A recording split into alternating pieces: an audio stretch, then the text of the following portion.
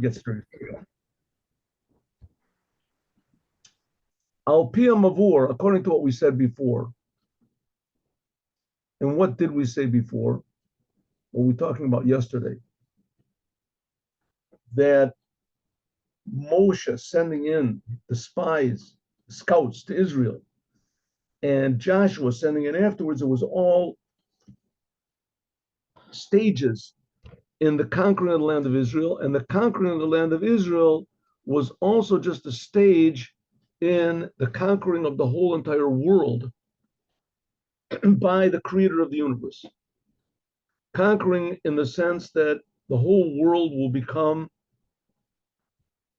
perfected. It'll become a world where God is revealed, where the life is revealed, where meaning is revealed, where blessing is revealed, where every single human being and every single detail of the world will become tremendously important. We'll see why God is creating all the details, why everything has to be unique, and everything we'll see has a purpose. How this is going to be, I have no idea, but it will be. It's something like, I mean, maybe let's just take a weird example, just popped into my mind. I remember when they were trying to bring automation into factories and things like that. So everybody figured, now that all these people are just going to be out of work. They wanted to bring the what's it called, the combustion engine. What about all these horses? What are they going to do? What about all the wagon drivers? What's it going to be? So people couldn't imagine. They couldn't imagine. How is there going to be a world without horses and buggies and without everybody having to do all the menial work? What's it going to be? They couldn't imagine how there's going to be so. But the fact that there will be, similarly as now, there's like 99%, whatever, all the economists, they say there's going to be an overpopulation of the world, too many people in the world. What's everybody going to do? What are they going to do? So they couldn't dream. I mean, I remember even when I was young, this is like even in the 50s, and that was the problem, like in America before the World War II. They couldn't imagine that the blacks, the Negroes had any sort of potential. They were just like subhuman sort of. Everybody really truly believed that. And there were exceptions. There were exceptions once in a while. Louis Armstrong could play the trumpet or something like that. But generally speaking, nobody dreamed that they were, had so much potential that was there. I mean, still to this day, it's being, it's the same thing that every human being has such tremendous potential for good and for uniqueness, for intelligence and for improving the whole world. Who would dream it? That's what's going to be when Moshiach comes, that every single detail will become important, and we'll see why God is creating everything. New types of how do you say, areas of human activity and human benefit will suddenly pop up. They'll be developed. There'll be a whole new world. Okay. This whole that's what the Jewish people are chosen for. The Jewish people are chosen to improve this world and show the world why God is creating it, and that the whole world will be concerned only with God. That's what the Maimonides says. Maimonides is a cut and dry law book. So that's what's going to be the Mashiach, that the whole world will be filled with the knowledge of God. In other words, everyone will see and feel not that, first of all, that God's creating them. And not only that, God's creating everything. And not only that, but everything is created for a purpose, and every person is created uniquely. And every human has their own blessing and their own good thing to bring to the world. Good. But this was supposed to be the job of the Jews, and especially the Jews being involved in the world, because this physical world is holy. In Judaism, there is very little emphasis put on going to the world to come, even though there is such a thing, especially in Hasidic Judaism, especially in Chabad. Because Chabad talks about Mashiach all the time.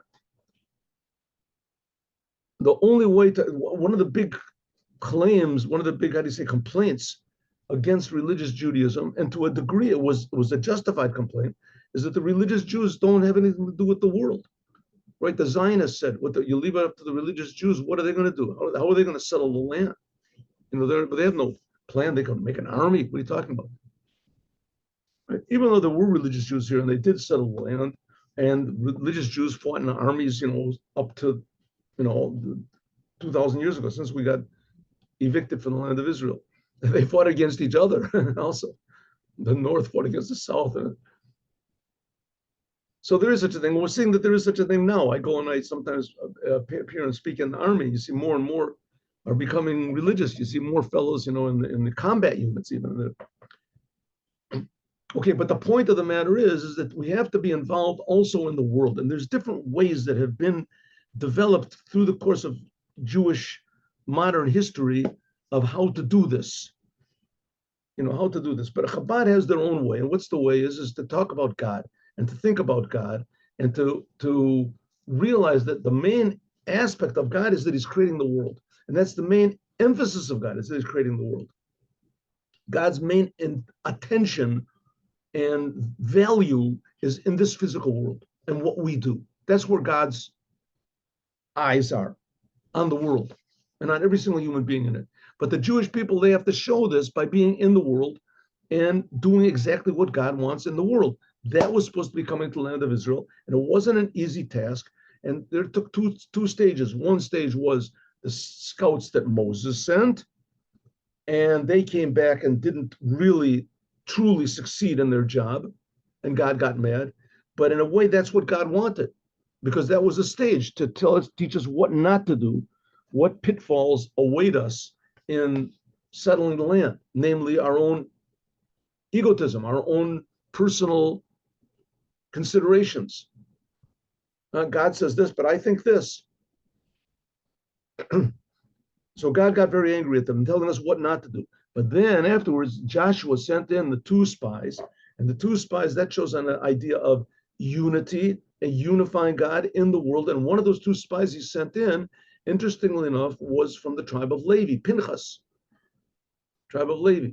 Later on, we're going to see that Pinchas, in a couple of weeks, that Pinchas, even though he comes from the tribe of Levi and he was a Kohen, and it was made a Kohen actually, but he came from the tribe of Levi, and the tribe of Levi did not participate in war.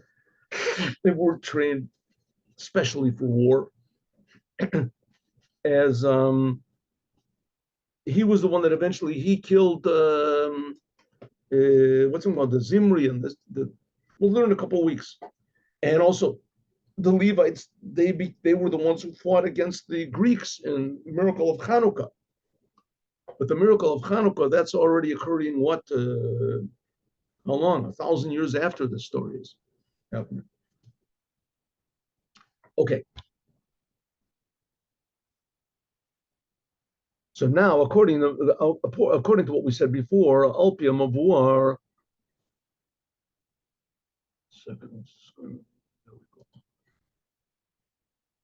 Alpia Mavur, according to what we just explained above, that the whole idea of Shiluach HaMeraglim, that this whole idea of sending the scouts into the land of Israel, whether we're talking about the scouts of Moses or whether we're talking about the spies of Joshua, because we said Moses sent in his scouts just to survey the land because it was already promised by God they were going to conquer it. But Joshua he sent in order to conquer, to see how it would be, because they're going to have to go and they're going to have to fight battles. They fought 7 years. They had to fight in order to clear out the land. So Mudgeshet, it said the Hapola, the Birur, or it's Gambe Iker Mitzad, the Al Yadei Darga, the Achdut Shebisrael. This shows on how Joshua sent in to show how to refine, how to purify, and to make holy, bring blessing into the land of Israel, to the whole world, by means of the unity of the Jewish people and through the Torah. Yesh L'Ba'er, we have to explain Gam the Kesher V'Sheichus, the connection between this idea of Meraglim to Tzitzit. Now, in the end of this week's Torah portion is stuck all of a sudden the commandment of Tzitzit. Apparently, it doesn't have any real connection, one thing to the other, but there's a lot of sections of the Torah, Mishpatim and others, that they have one law after another law, right? It doesn't seem to have any relationship. Says the Rebbe, it does have. Everything in the Torah has a relationship, and especially it's interrelated, and especially the order that things appear and where things appear. The end of this is the commandment, the end of this week's Torah portion is the commandment of Tzitzit. What is the commandment of tzitzit? When you have a four-cornered garment, so you're supposed to put strings on the corners of these garments. It ends up 4 strings on each corner, but the 4 strings are doubled over, so it ends up 8 strings on each corner of the garment. Right? I showed you, I think that all of you know what that is, but here is just an example. Here is the garment. Right? This is the garment. I'm wearing this over my undershirt, under my shirt, and these are the tzitzit. And also in Chabad, married men, there's Sephardic Jews that do it even before they're married, and also other Jews. There's what's called a talid gadol. That's a big garment, which is put over. It's all white, just the same thing as this, and it also has tzitzit on all 4 corners. Anyway, that's the commandment of these strings are called the tzitzit. The strings are called, they're called the tzitzit. See? 8 of them, see, they're separated. Here we go, 4 and 4, doubled over. There's knots over here, you can see the knots. And these are the strings. And so they're doubled, on each corner there is. Okay. Now we can understand this connection to the commandment of tzitzit. But let us proceed. First of all, let's have a little forward over here. What exactly is this thing of tzitzit? Before we describe what the connection is to the spies and the connection and the refining of the whole world, is let's understand just tzitzit alone, not in connection to the world. Even though there is a general command, it is a specific commandment, right? There's 248 positive commandments in Judaism. A lot of them depend on the temple with sacrifices and things like that, but there's a lot of them we can do now. And one of them that we can do now is commandment of tzitzit. What is the commandment of tzitzit? That if you have a garment with 4 corners on it, then you should put tzitzit. You do not have to go out and buy a garment of 4 corners according to the Torah. But according to the rabbis and according to the Shulchan Aruch, you should definitely buy yourself a garment of 4 corners in order to fulfill this commandment. It's something like the commandment of mezuzah. There's no commandment to buy a house. But if you do buy a house, you should put a mezuzah on it. But even though there's no special thing that you should buy a house in order to put a mezuzah on it, you don't have to buy a house. But you should definitely buy a garment to put tzitzit on. Okay. Hari said, nevertheless, even though the tzitzit is one of the 248 commandments, but it says shakula, it is equal to all of the commandments. Why should like it says, it says you should see it, the commandment, or the blue strand. They used to have a blue strand. The blue strand is not necessary for the commandment, but it is certainly written in the Torah that there should be. They're just that Arizal and other Kabbalists say that we don't have that nowadays. We talked about this before. Anyway, it says you should see it, and you should remember all the commandments of God. You should see this commandment and remember all the commandments of God. The Torah, it's not understood. Since the commandments of God, they're all divided one from the other. That there are commands to people how to deal with the world, how to conduct yourself in the world. And this is in a fitting way to the different aspects of man and time and the world. That's what the commandments are, right? You eat matzah on Passover, you blow a shofar on Rosh Hashanah, right? Tzitzis are only worn in the daytime, etc. How is it can be that one particular commandment can include all of the commandments of the Torah? Every commandment has its own thing. The explanation is like this: even the commandments, the individual commandments, how a person should act in the world. In Yanamamiti, the true purpose of the commandments, the essence of the commandments is mitzvah, the Torah. They are the commandments of the Torah. Chachmato v'ratzono shel Kodesh Baruch Hu. They are the wisdom and the will of God. Lochen yesh bayam, there is nekuda achdut, there is a unity of the one God.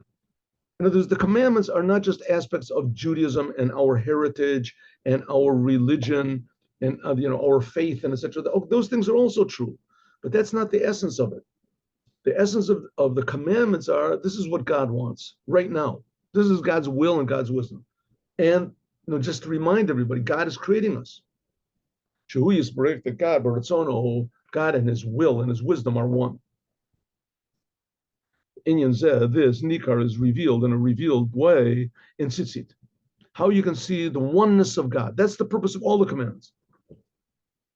To reveal the oneness of God in this diversity of the world.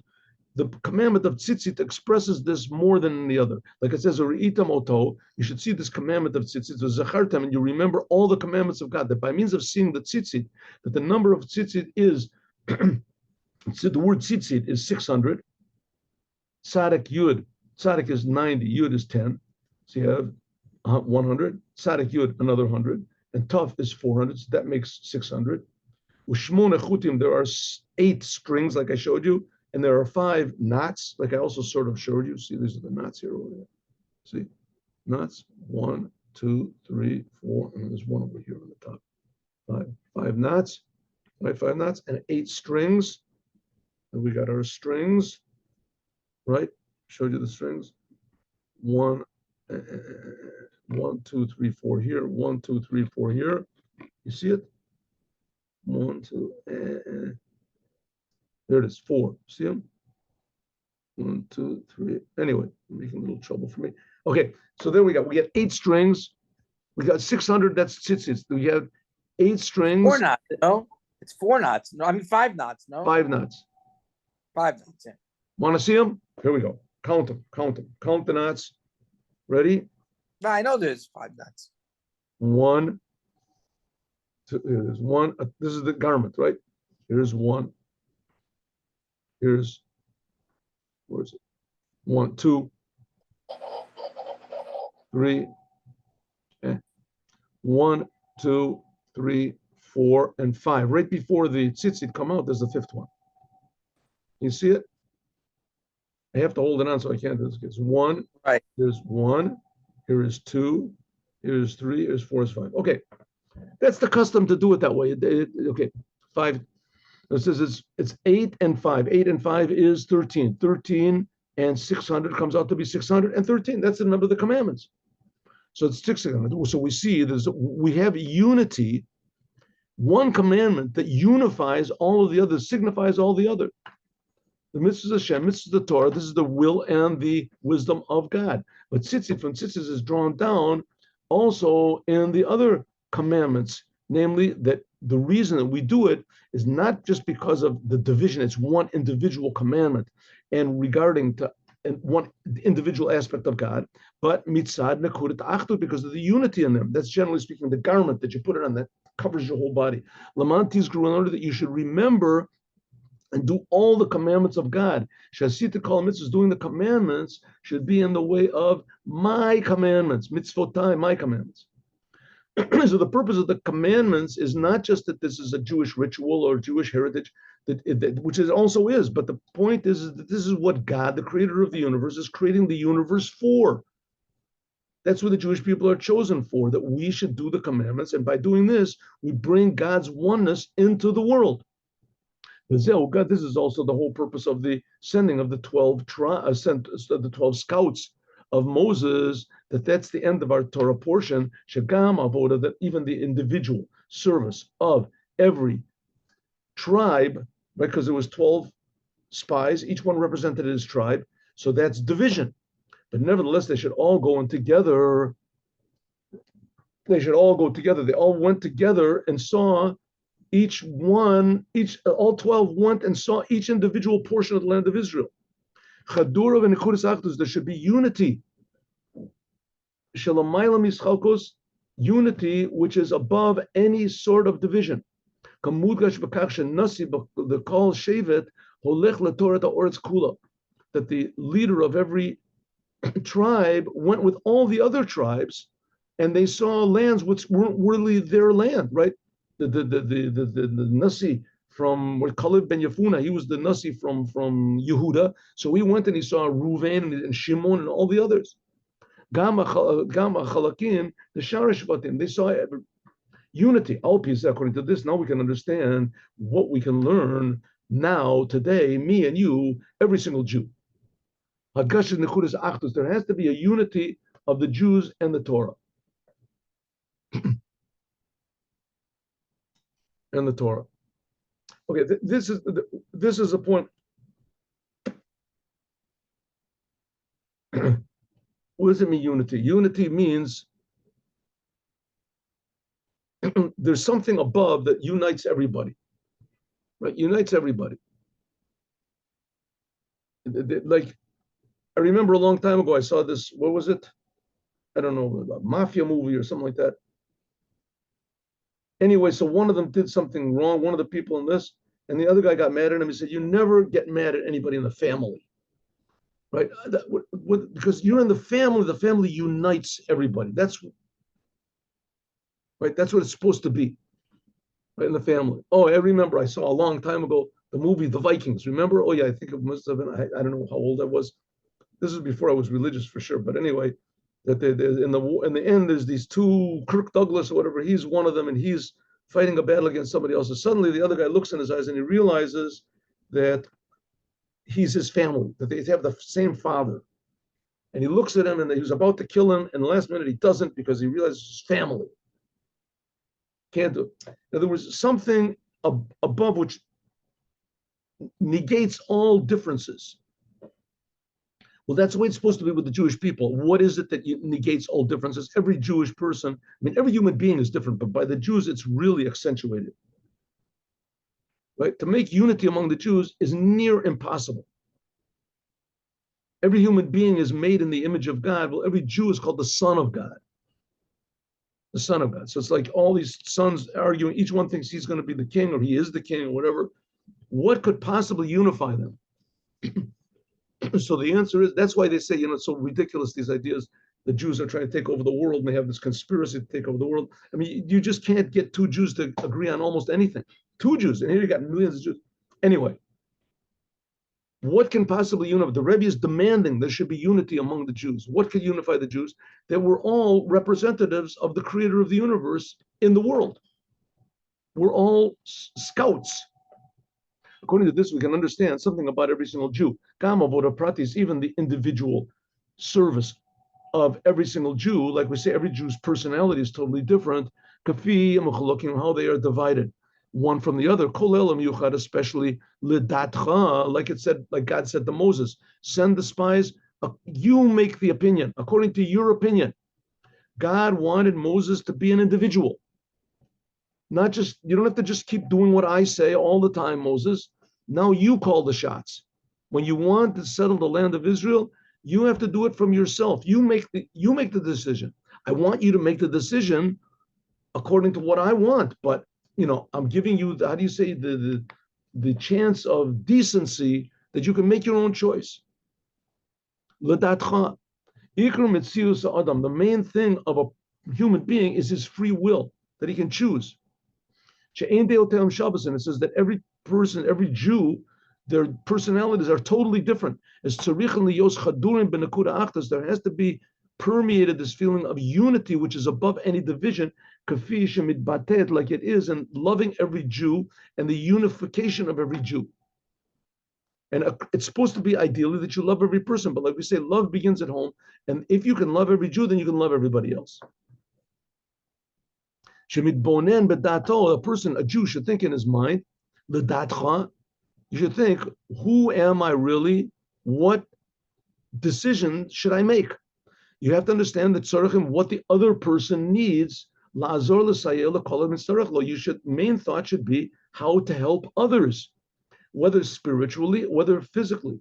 Like it says in speech, with the Kol Yom Lifnei Tefillah, we say every day, at least in, I don't know what the other prayer books, but in Chabad, we say every day before prayer, Hareini Mekabel Alai, behold, I accept on myself the commandment, the positive commandment of loving your friend as yourself. And not just your friend is your friend, to love others as yourself. And the commandment is for every Jew to love every other Jew. And more. Okay, so when the Jews do this, so that's an example. That's why it's so important, family. Family is also the same thing. It's the same thing. You're part of the family. Like I just told you that story in the beginning. Family gives a sense of unity in the face of diversity. In other words, every child is different in the family, but because they have one father and one mother, and the father and the mother also should get along, right? That's also not easy. And sometimes the father and the mother, they get along only just to keep the marriage going. God put them together, and they should do everything they can to remember that and to settle their differences. to ignore the differences or whatever, or to harmonize their differences. How much more so with the children? And from the children, then we can learn that there's other families, there's more unity, and etc. That's why it's so another reason why it's so important to have children. And even more regarding to these two divisions of the Jewish people, Yisachar and Zevulun. There's Yisachar and Zevulun. Yisachar, he was the one that sat and learned Torah, and Zevulun is the one that went out to work. Nosef la'achtus, in addition to the unity, which is by means of those who sit and learn Torah, and they do the commandments, and they give charity, but there's also working men. That's the majority of the Jewish people. Kovim itim, they should set times for learning Torah. And they're able, and they must have unity in each and every one of them from the Torah and charity. And there's not just the people who sit and learn Torah all the time should be learning Torah. The people who are working men should also, when they're learning Torah, should be completely sunk. And the people, on the other hand, the people who are working men, they can give charity. But the ones that learn Torah, they should also give charity. For instance, the tzedakah, in charity. Notice in tzedakah, you give charity also in the merit of someone else. Or you give charity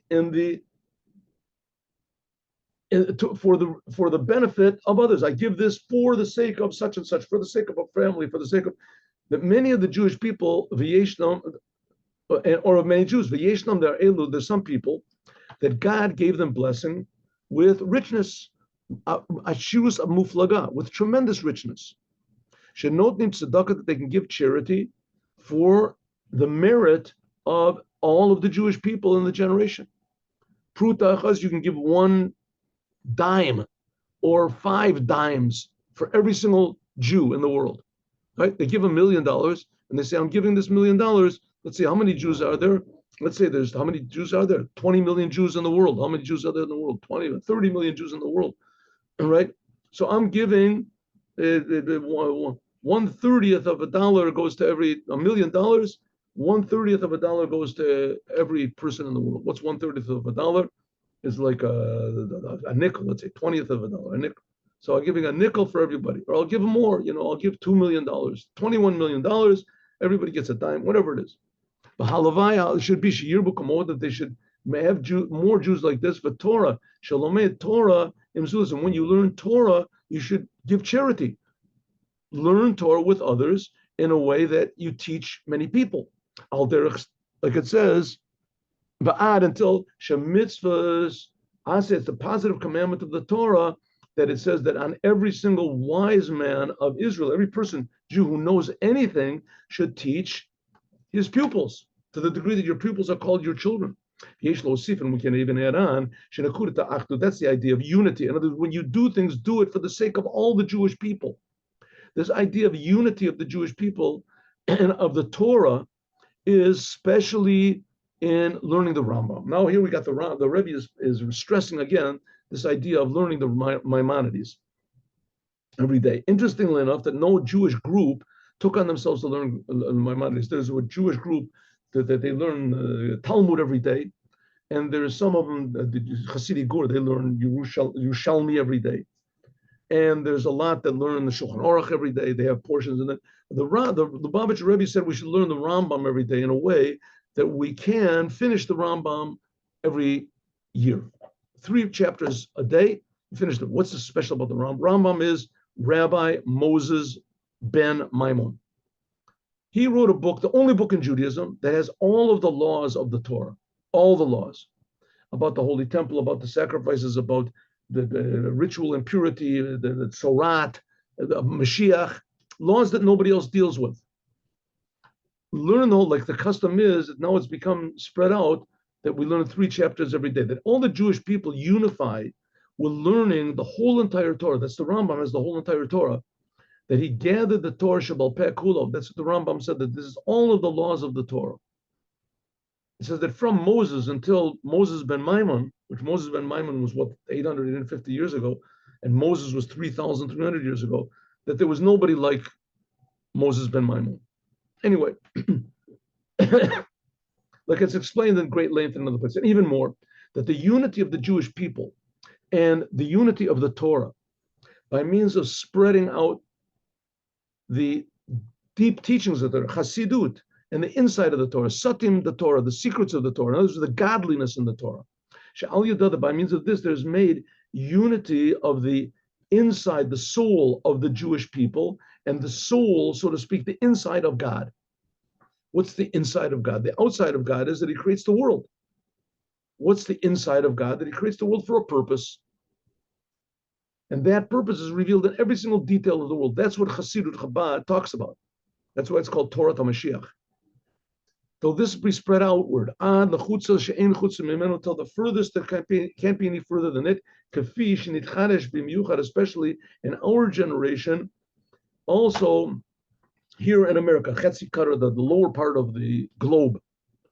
That here was the lower part of the globe in America, whatever. That's the part of the world where there wasn't the giving of the Torah. The giving of the Torah was in Israel and the Middle East, and including, you can also include what's above that and below that.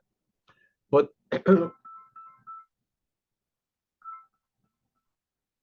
this 1 second. אני מוסר שיעור עכשיו, עוד רבע שעה תצלצל, רבע שעה. שבו נקבע מושבו של נשיא הדור, that we were in America, the bottom part of the world, the opposite side of the world where the Torah was given. That's where the previous Rebbe's established his center, his place of learning, and living. Previous Lubavitcher Rebbe, that's the Moses of our generation. There, they spread out these ideas of Hasidut, and inside of the Torah, the soul of the Torah, to the whole world. This has already been 50 years. The previous Rebbe, passed away, and he arrived in America in 1940, and the Rebbe is speaking this in 1990.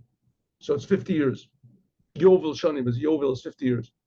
By means of adding, what the previous Rebbe began, it just increased. The Rebbe said, I'm just increasing it more and more and more, spreading out the teachings of Hasidut further and further, so that people will know the God of your fathers.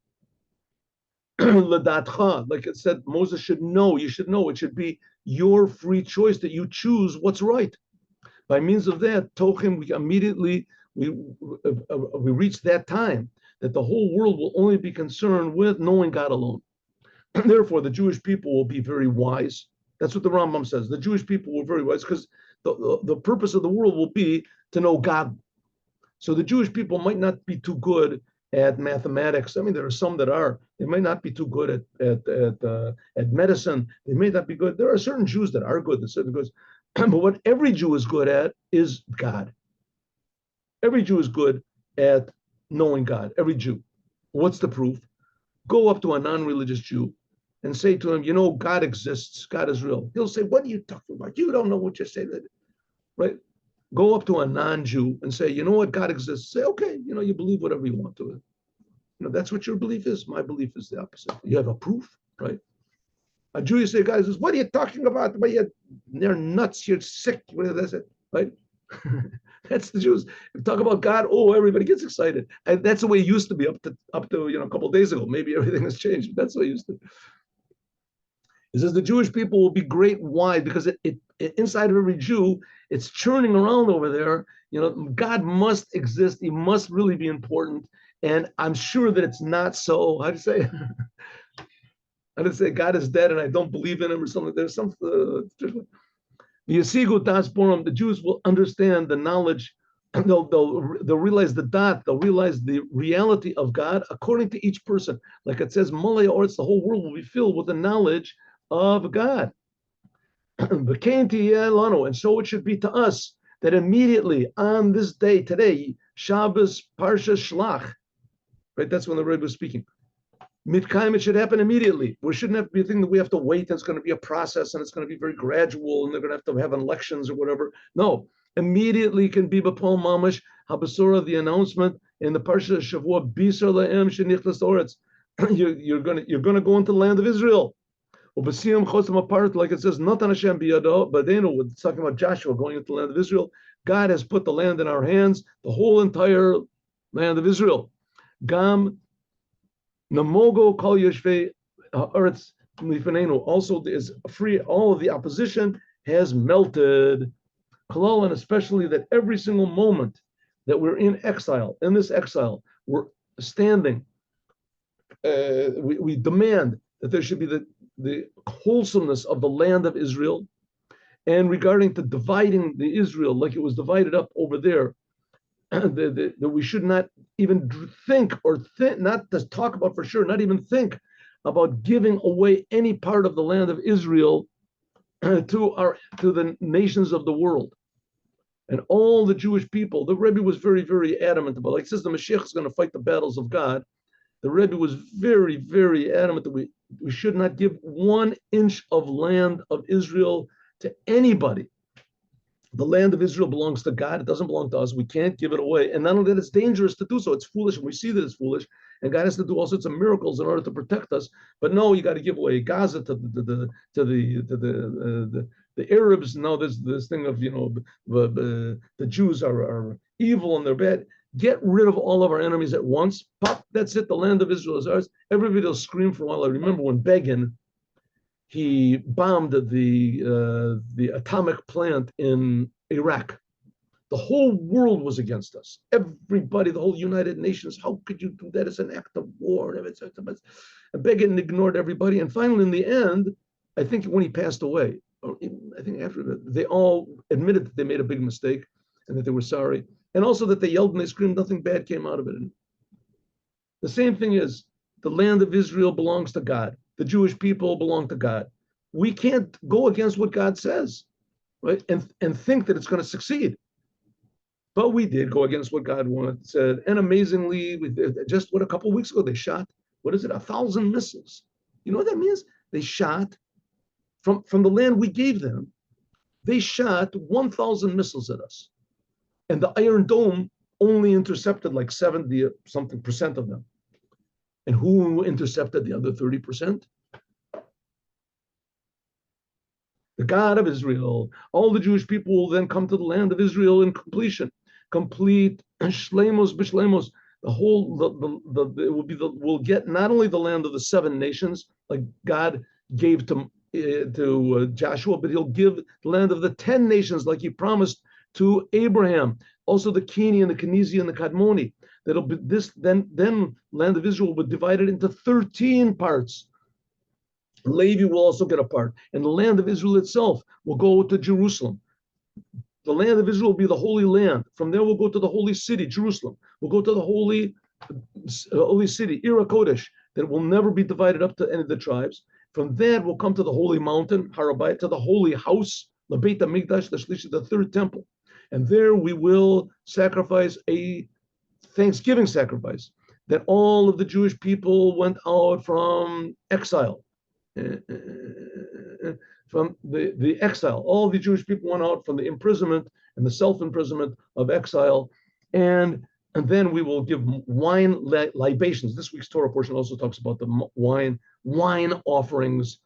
And we'll sing also with all sorts of instruments of song, and especially a new song, Zachar, not the Shira Chadasha, a song that comes from us. It'll be a song that comes from God.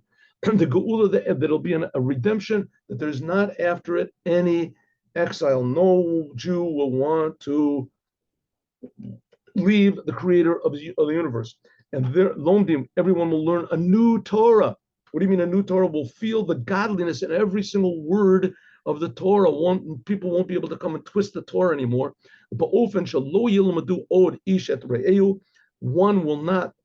People will not teach one another, because everyone will know me. And the purpose of the Torah is to know God in every detail of the world, this physical world. And even more, that all this will happen actually, and it will happen immediately. Okay,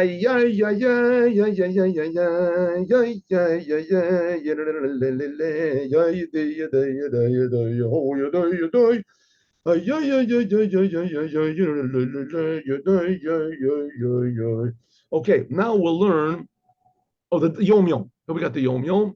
1 second. Stop the share. Stop the